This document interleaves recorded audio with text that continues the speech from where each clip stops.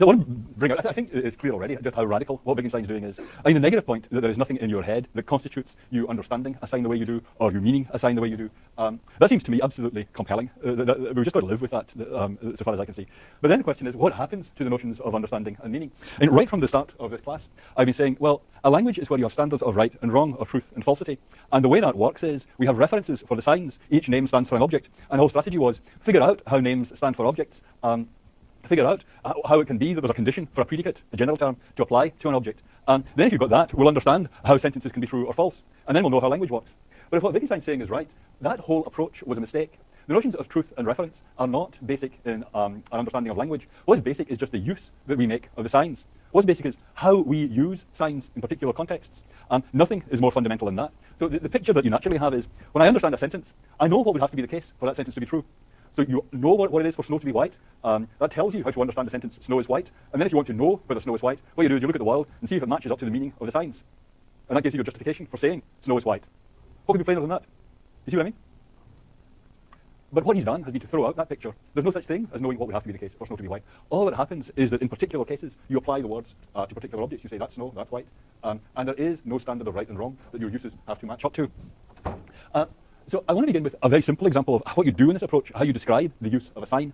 Then, the thing about the way we use signs is that it can be criticized. We often criticize the way people use signs. If you think about anyone talking about politically correct language, or, for everyone in the room, each of you will have some words that just when you hear them, it already makes your blood boil. I mean, some ways of using words just seem to be wrong. We can criticize these ways of using words. Or when Descartes was saying, maybe the world is not the way we think it is, he was saying, look, I understand all the words of my language, but the bases on which we apply these words, the contexts in which we use the words, we don't use them right. If Wittgenstein's right, there's no way of criticizing use. You can't criticize the uses that you make of signs. And there's a very pure, simple laboratory case that's in that prior article, a sign called Tonk, where there seems to be something wrong with the use of the sign. But in Wittgenstein's approach, it's very hard to say what it is that's wrong with the use of the sign. So let me just start out by saying something about how you describe the use of a particular sign. Suppose you consider the sign and. How do we use the sign and? Well, if you've got a proposition A and a proposition B, if you've got both of those, then you can move from that to A and B. If you know that the cat hunts and you know that the dog fights, you can move from that to the cat hunts and the dog fights. All right so far? That's just the way we use and. If you get this as input, you get that as output. Right? That's the use of the sign. Suppose you've got A and B. If A and B are both all right, then is A right? You can say A and B, then you must be able to say A, right? So if you can say the cat hunts and the dog fights, then you can move from that to the cat hunts. Yeah, you look spellbound. Follow me very closely. So this is the rules for and. This is how you use and. If you get A and if you get B, then you get A and B. And if you get A and B, you get A. And if you get A and B, you get B. Right? So I just described nothing about truth or reference here. That's just the way we use the signs. There are input rules and output rules. You can program a machine to use and like that. You're programmed to use and like that. Okay? That's all right for and? Okay. What about or? If you get A, you get A or B. Is that all right? If you get the cat hunts, then you get the cat hunts or the dog fights. No? Yeah. Surely if you get A, then one or the other of A and B must be right. What's the problem? No, it's around the other way. You can go from A to A or B. How can you go from A or B to A? Oh, you don't get how you can go from A or B to A? Okay, come back to this. Okay. I say if you know that the cat hunts, then you know that either cat hunts or the dog fights. That's easy. Yeah. And similarly, if you know that the dog fights, then you know that either cat hunts or the dog fights. Okay, suppose you know that either A or B, what can you derive from that? So this is inputs to or, right? What are the outputs? Suppose you get A or B, what can you get as output? Can you get A as output? No, they're against you. You get A or B, you don't know whether A. Right? You don't know whether B. You know one or the other, but you don't know either. You see what I mean? You don't know each. You can't get A from A or B, and you can't get B from A or B. Okay, so what can you get? What good does it do you if you know that A or B? Well, if you've got A or B, and you can get C from A, and you can get C from B, then what you know is that one way or another, C. Yep. But if C were A, then you can get from A or B to A. If C were A, yeah. So if from A, yeah, if C is A, then from A you can get A, right? And suppose that from B you can get A, then you get A. That's right. But you have to get, to do this, you have to get A from B. So if A follows from B, yeah. Okay. We're assuming we've got C here, so why not assume A? No, I just said if you can get C from A, and if you can get C from B, then you can get C from A or B alone. Right? And similarly, if you can get B from A, if you can get A from B, then if you know the A or B, then you can get A. That's all right. That's consistent. Yeah. Okay. So if, for example, as it often happens, I find myself thinking either I left it in the lecture room or I left it in my office. Right. So I'm employing my powerful mind to try to figure out where the power adapter is. I think either I left it in the lecture room or I left it in my office. And if I left it in the lecture room, then it'll be at the front desk. Okay. And if I left it in the office, it'll be at the front desk. then one way or another, you can say it'll be at the front desk. That's what good it does you knowing it's A or B. You don't like that. You don't like that. The desk that is true. What I mean is, if I have this as a premise, right, and if I can draw these conclusions, right, if I have these premises, yeah, then I can conclude this, it'll be at the front desk. But you're right, these pathways might not be correct. Yeah. But suppose they are correct. Yeah. That's all I say, suppose they are correct, in one way or another, it follows it'll be at the front desk. Okay? So notice there's not a word about truth or reference here. This is just describing the uses that you make the signs, the patterns of use that you make of the signs. I mean, as was just pointed out, you might need a lot of additional premises to make this work. Right? So then you say, well, let's have these additional premises in. And if then from A I can get C, and from B I can get C, and from A or B I can get C, and the assumption of those are the premises. So I don't think this is all that newsworthy, but it's just important that you be absolutely secure with this. Okay, that's all right. Okay, there you are. That's a description of use.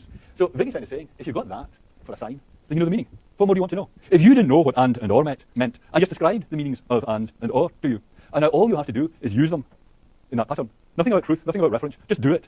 Don't ask why. Just use the signs that way. That's all there is to do. That's all there is to understanding meaning. If everybody else does it, then if you do that, you'll be fine.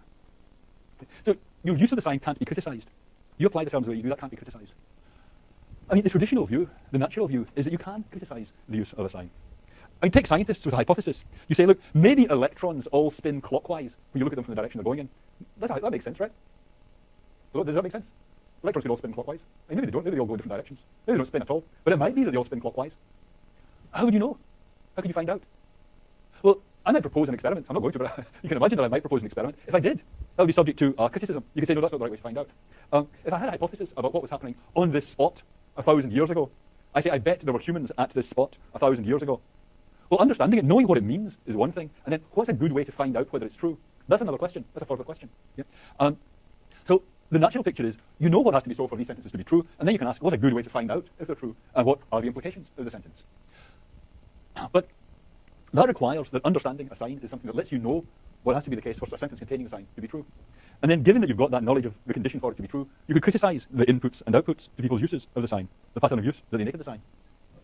So that is the natural picture. You've got your input to application of the sign, you've got knowledge of what it takes for an application of the sign to be correct, and then there's the output from your application of the sign. Does Wittgenstein accept or reject this picture? Does Wittgenstein say anything remotely relevant to this picture? Yes? What's your guess? Okay, yes. There's no fact of the matter, there's no purpose, no. Yeah, there's no such thing, right? Yeah. There's only the inputs and outputs. Is that what you had in mind? Good, right. Thank God, okay. Please don't do this to me. Right. Okay. Okay, so the picture is there are only the inputs and outputs. Given that you've got this, if you've got this bit in the middle, then you can ask, are these the right inputs to be using? Are those the right outputs? But if you don't have the bit in the middle, there's no question to be raised about whether those inputs and outputs are appropriate. And the natural picture is your knowledge of what has to be so for a sentence to be true. Someone a couple of classes ago used the notion of the goal or your objective in using a sign. You would naturally think, look, when I say the cat is on the mat, the cup is on the table, knowing what has to be true so for that sentence to be true, that states your objective when you're trying to find out whether the sentence is true. So if you take a sentence like A of the form A and B, the cat hunts and the dog fights, then knowing what has to be the case for that sentence to be true, that's why you say, well, if I've got A and I've got B, then I can draw this conclusion. That's going to be a good way of finding out whether that's true. Given that I know what the hypothesis is, I can try and find an experiment to test for it. That tells me what my objective is in designing the experiment. And then you can ask, do the methods you typically use, do they achieve that objective? I mean, Descartes is a good example of someone who says, I know we have all these hypotheses, like there are physical objects in the world has existed for a long time, there are lots of other people around, there are all these hypotheses, and we usually use sense impressions as our ways of finding out whether these hypotheses are true. But maybe sense impressions are not good ways of finding out whether these hypotheses are true, because the sense impressions could be just the way they are, even though all these hypotheses are false. So that's what he's doing, he's saying, consider the pattern of inputs to our usual judgments. They might not be good inputs. If Wittgenstein's right, there's no such question to be asked. If you're going to say there is only the use, or there is only the custom or the practice or the technique, then you can't possibly criticise the ways we have of using the terms. There's no criticism to be made. How could there be? If I just explained, I just explained to you what and and or mean by these kinds of rules, right? If you didn't know what and or meant, you'd now know what they meant because I just explained the rules for them. You would not then be in a position to say, well, those rules are no good. That was all there was to the meaning. So if all there is to our understanding of statements like there are physical objects around us, there's a cup on the table, all these ordinary statements about the medium-sized world, if there's only the use, there's only the custom, it can't be criticised. There's nothing else that it's trying to keep faith with. It has no further objective. You can't say, is this a good way of reaching that objective, or is it a bad way of reaching the objective? It has no objective. It's not grounded in anything. It's not based on anything. It's not trying to do anything. It's only when you have these kinds of customs or practices or techniques in place that you can then try and do something. They're the background to any kind of attempts or objectives you might have. So the Wittgenstein kind of picture, the use that you make of a sign just can't be criticised. So that gives you a way of replying to Descartes. It has some similarities to Putnam's way of replying to Descartes, but it's not the same. It just says, we have our forms of life, we have our ways of talking, and they are all fine just as they stand. And Descartes' picture on which you could keep all the ways of talking, but just abandon our ordinary customs or practices or uses, that makes no sense. Descartes was not in a position to hold on to the meanings of the signs he was using. Suppose you're asking, is this a cube? Is that a cube? Is that a cube? I mean, that's the kind of question that Descartes was asking. Do you know that that's a cube over there? Do you know that that's something made of concrete? Well, if what you have is the image of a cube, some picture of what is required for an object to match up to the requirements in being a cube, then you could say, well, maybe our ordinary way of finding out whether this is a cube and that's a cube is no good. Maybe our ordinary sense impressions don't tell us about whether things are six-sided. But on Wittgenstein's picture, that notion of the image of the cube, what you're trying to get at when you say this is a cube, that's a cube, that just drops out. All you're left with as fixing the meaning of the sign is the way we go on in particular cases. So the way we go on in particular cases can't be justified or criticised. You just have to be accepted as it stands. There's no possibility of criticising our way of talking. The thing is, we do think there are ways of criticising ways of talking. This just rules out the possibility of skepticism. It says, you can't criticise our ways of using and. The way we have of using and is just, we'll use and however we like, and we don't want anybody criticising us. You can't criticise us. We'll just talk the way we like. But consider a notion like which. I mean, people used to use the notion of a witch in perfect seriousness. They had a custom or practice of classifying people as witches. They had their grounds on which they said people were witches. They said things like, this person is old, female, poor, unpleasant. That's the basis on which I say she's a witch. And then the implication of that is, we can burn her, we can destroy her. That's our practice. That's the way of our people. That's the meaning of the sign. And you can't criticise that. You can't be sceptical about our ways of finding out whether someone's a witch, because we have no objective. There is nothing like the image, the definition of a witch that you have to match up to. There's just the way we talk in particular cases. That's our form of life. So it can't be problematic. There's only, this is a witch, that's a witch, that is a witch, and then there's what we do, the outputs from those decisions. The thing is, people do tend to suppose that you can criticise that. This is, in fact, something you can rationally criticise. It's not just, well, that was the way of their people, and now we do things a different way. We think we got it right, and they had it wrong. But there is a puzzle for anyone impressed by Wittgenstein's negative points as to how that can be. How can there be such a thing as criticising the notion of a witch? And from a Wittgensteinian point of view, it looks as if there's just our practice and their practice, and neither can be said to be better than the other.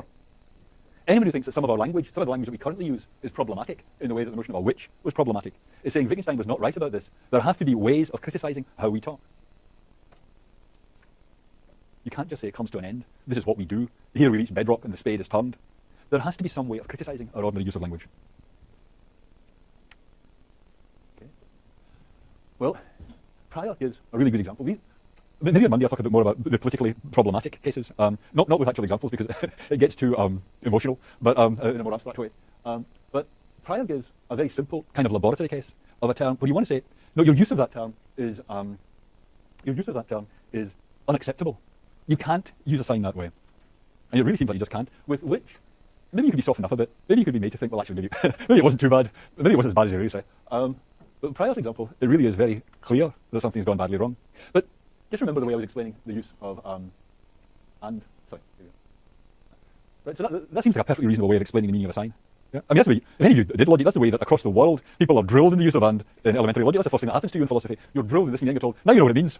Right? Now get on with it. Now you're one of us. Right? So, and this is what he seems to be saying. Look, a person goes by a signpost only insofar as there exists a regular use of a signpost. Don't ask what the objectives are. Just ask how they use. What's the custom? When you're understanding a language does not mean knowing what has to be the case for the sentences to be true. It's just being master of a technique, the skill of actually using the words in the right patterns, in the right contexts. There's a way of grasping the rule that's not an interpretation, not a matter of knowing what it takes for signs using the rule to be true or false, but which is exhibited in what we call obeying the rule, using the word, applying the word in particular cases, and going against the use of the rule in particular cases.